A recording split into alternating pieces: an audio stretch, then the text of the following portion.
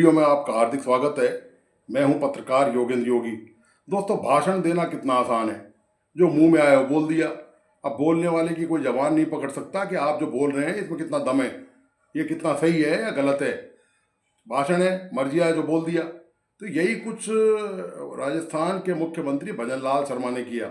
उन्होंने जोरदार भाषण दिया राजस्थान में भ्रष्टाचार को लेकर। कि उन्होंने ये जो भाषण दिया भ्रष्टाचार को लेकर, ये दिया भ्रष्टाचार निरोधक विभाग के 68वें स्थापना दिवस पर।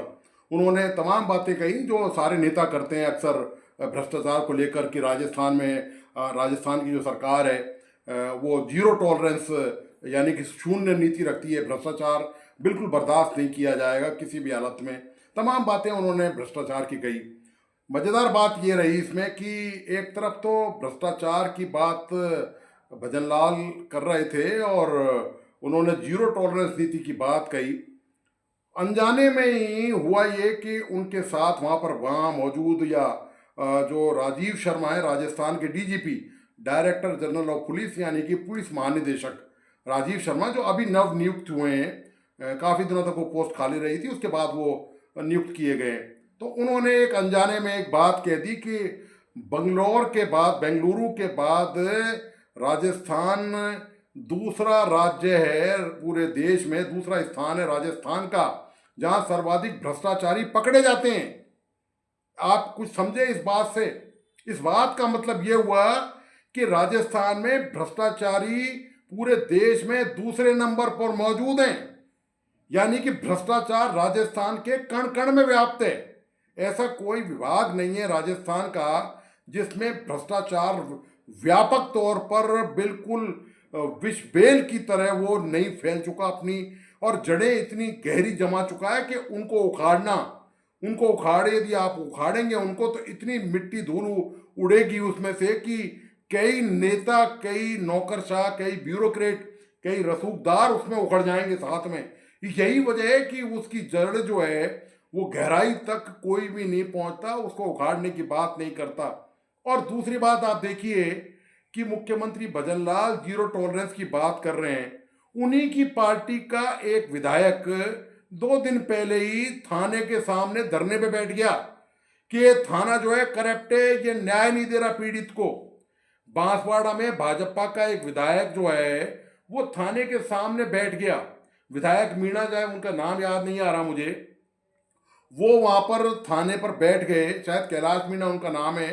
वो वहां थाने के सामने बैठ गए कि मेरी यहां पर सुनवाई नहीं हो रही। और तो और उन्होंने वहां पर डीएसपी के पैर पकड़ लिए। आप देखिए, हद देखिए। उसके 2 दिन बाद मुख्यमंत्री महोदय राजस्थान में भ्रष्टाचार नहीं होने की बात कर रहे हैं, जीरो टॉलरेंस नीति की बात कर रहे हैं। क्या और मैं आपको एक बात और बता दूं, लगे आप, मुझे याद आ गया कि अभी कुछ दिनों पहले, करीब महीने भर पहले, राजस्थान के जो एडिशनल डीजीपी हैं दिनेश एनएम, उनका बड़ा नाम है, बड़े दिलेर किस्म के वो पुलिस आईपीएस ऑफिसर हैं और ईमानदार हैं। इसमें उनकी ईमानदारी में रत्ती भर भी कोई फर्क नहीं है। उन्होंने एक बयान दिया कि वो भी एडिशनल डीजीपी थे, तो उन्होंने भ्रष्टाचारी पकड़े और अपने वो किस्से कहानी उन्होंने सुनाए। किस तरह से कोटा का, अलवर का जो जिला कलेक्टर है, कोटा के जिला कलेक्टर उन्होंने पकड़ा, दौसा के एसपी को उन्होंने पकड़ा रिश्वत के मामले में, एक सेक्रेटरी थे माइंस के अशोक सिंह भी उनको पकड़ा। लेकिन दिनेश एनएम सच्चाई पर अधूरी सच्चाई उन्होंने बताई। उन्होंने एक भी नेता नहीं पकड़ा राजस्थान में। राजस्थान में आप देखिए कि कोई नेता हाथ नहीं लगा। यानी कि सारी जो भ्रष्टाचार जो फैला रहे हैं वो सब केवल सरकारी कर्मचारी, सरकारी अधिकारी फैला रहे हैं। किसके इशारे पर, किसकी मिली भगत से फैला रहे हैं, इसकी बात ना तो मुख्यमंत्री भजनलाल शर्मा करते हैं, ना राजस्थान के डीजीपी जो है राजीव शर्मा ने की अभी भ्रष्टाचार निरोधक ब्यूरो की स्थापना दिवस पर, और ना ही दिनेश एनएम जैसे ईमानदार और कर्तव्यनिष्ठ अफसर ने की। तो ये निश्चित तौर पर आप ये बताइए कि जब आप जीरो टॉलरेंस की बात करते हैं, रोज कहीं ना कोई छोटा मोटा, मैं छोटे मोटे की बात कर रहा हूं, बड़े मगरमच्छ इनके हाथ अभी भी नहीं आ रहे। वो जो नेक्सस है, वो जो गठजोड़ है भ्रष्टाचारियों का, नेताओं का, अधिकारियों का, मिली भगत का, उस पर प्रहार कोई नहीं कर रहा, उसको तोड़ने की बात कोई नहीं कर रहा। क्या राजस्थान के जितने भी नेता मंत्री हैं पूर्व मंत्री हैं, चाहे वो कांग्रेस की सरकार के हो, चाहे वो भारतीय जनता पार्टी सरकार के हो, वो सब ईमानदार हैं, उनमें कोई भ्रष्ट नहीं है, उन पर कोई भ्रष्टाचार का आरोप नहीं है। क्या उनके विभागों में जो भ्रष्टाचार हो रहा है उसके लिए मंत्री की कहीं ना कहीं शय नहीं है? निश्चित तौर पर यह हो ही नहीं सकता कि बिना मंत्री की शय के विभाग में भ्रष्टाचार हो जाए। आप ये बताइए कि और तो और आप देखिए कि एक तरफ तो मुख्यमंत्री जीरो टॉलरेंस की बात करते हैं, उन्हीं के एक कैबिनेट मंत्री, काबीना मंत्री डॉक्टर किरोड़ीलाल मीणा, वो जा जाके छापे मार रहे हैं, वो अपने ही विभाग के अधिकारियों को एक्सपोज करने में लगे हुए हैं। आपको पता है कि उन्होंने अजमेर में नकली खाद का कारखाना पकड़ लिया, नकली बीज का उन्होंने मामला पकड़ लिया। सवाल यह कि उनके विभाग के अधिकारियों की मिली भगत के बगैर क्या यह संभव है?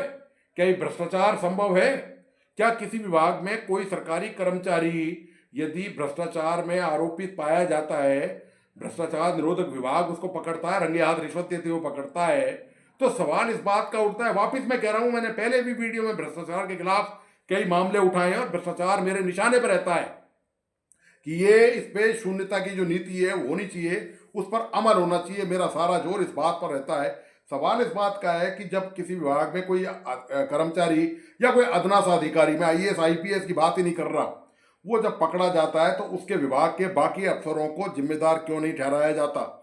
उसके जो विभागाध्यक्ष हैं, उस विभाग के जो सचिव हैं, डिप्टी डायरेक्टर हैं, डिप्टी सेक्रेटरी हैं, एडिशनल सेक्रेटरी हैं, तमाम और जो सीनियर ऑफिसर्स हैं, उनको जिम्मेदार क्यों नहीं ठहराया जाता? जब कोई थानेदार रिश्वत देता है तो उस इलाके के एडिशनल एसपी, उस इलाके के डीएसपी, उस इलाके के एसपी को ये पता नहीं है? जिस एसपी को ये पता है, जिस डीएसपी को कि अपराधी कहाँ पर छुपे हुए बैठे हैं, वो कहीं से भी पकड़ लेके आते हैं, लेकिन उनके नाक के नीचे भ्रष्टाचार एक थानेदार या एक एसआई, एक हेड कांस्टेबल लंबे समय से कर रहा है, ये उनको पता नहीं है, ये उनको दिखाई नहीं देता।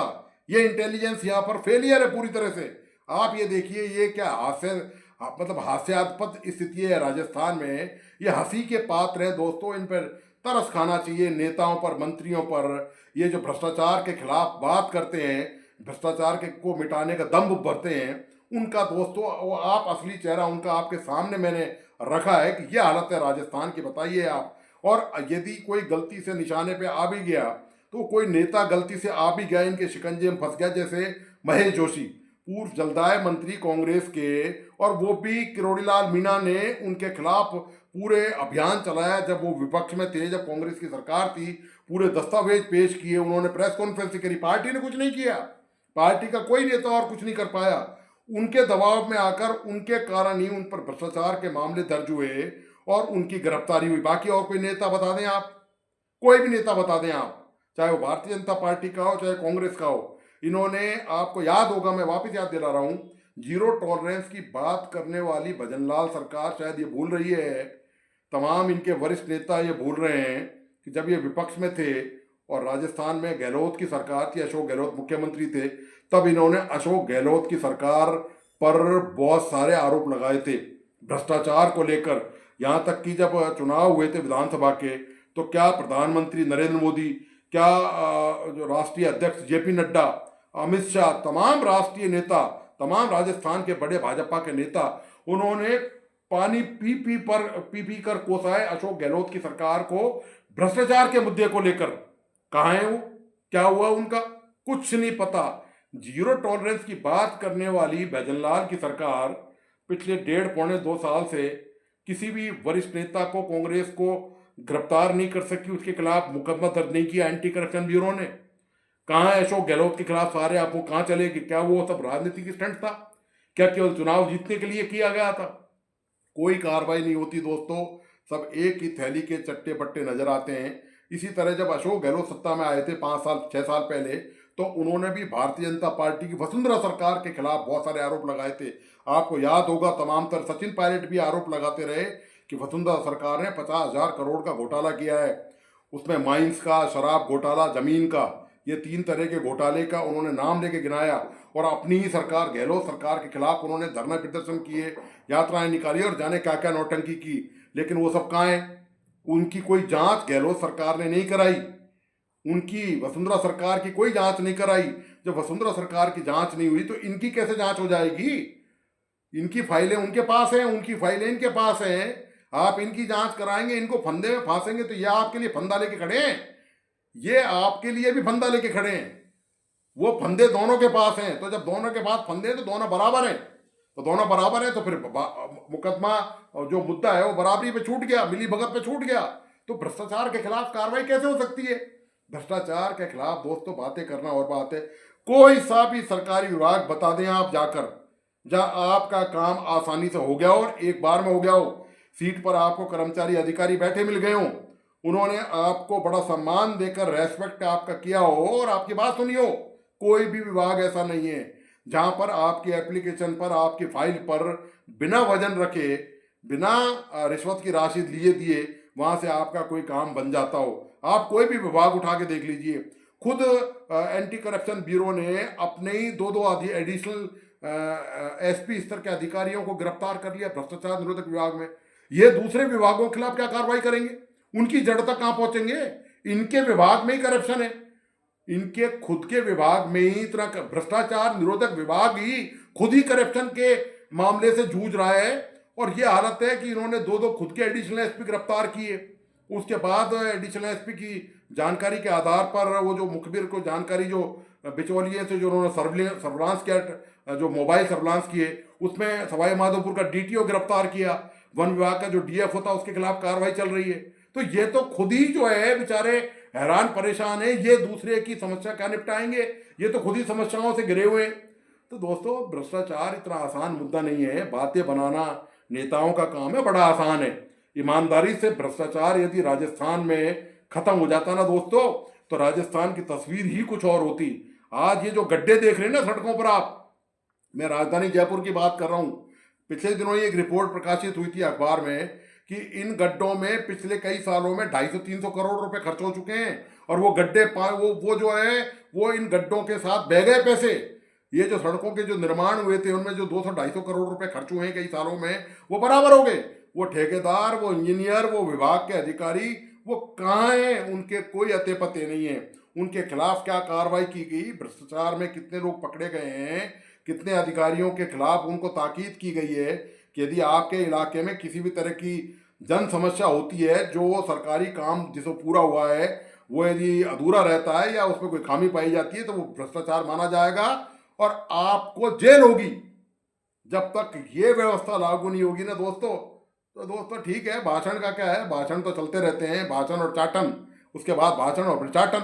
आराम से सरकार, ये जनता है, खून पसीने की गाड़ी कमाई से पैसा देती है, टैक्स देती है, उस पर आराम से तनख्वाहें मिलती हैं, वीआईपी सुविधा मिलती हैं, कारों के काफिले चलते हैं, कोई दिक्कत नहीं है, किसी को परेशान है, हैरान है तो इस प्रदेश की जनता है।